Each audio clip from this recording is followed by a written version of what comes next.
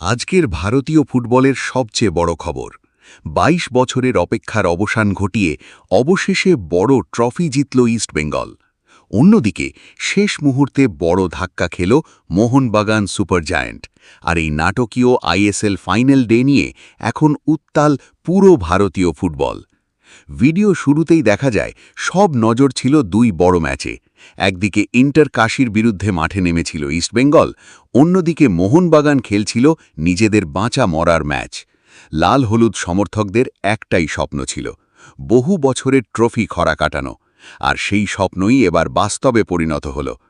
Inter কাশির বিরুদ্ধে ম্যাচে শুরু থেকেই আক্রমণাত্মক ফুটবল খেলতে থাকে ইস্টবেঙ্গল। প্রতিটা পাস, প্রতিটা মুভে দেখা যাচ্ছিল ট্রফি জয়ের ক্ষুধা।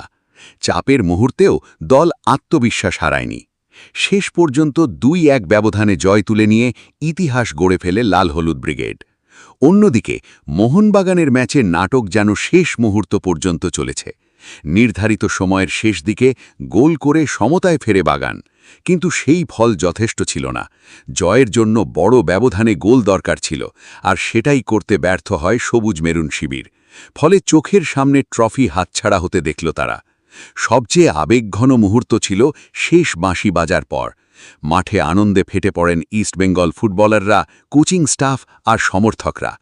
২২ বছরের অপেক্ষা, অজস্র ব্যর্থতা আর ট্রোলের পর অবশেষে বড় সাফল্য পেল ক্লাবটি। ভারতীয় ফুটবলের ইতিহাসে এই দিনটা লাল হলুদ সমর্থকদের কাছে স্মরণীয় হয়ে থাকবে। অন্যদিকে মোহনবাগান সমর্থকদের জন্য এটা একেবারে হৃদয় ভাঙা রাত। শেষ পর্যন্ত লড়াই করেও ট্রফি হাতছাড়া হওয়ায় হতাশা স্পষ্ট ছিল ফুটবলারদের মুখে। বিশেষ করে নিজেদের মাঠে এমন ফল কেউই আশা করেনি।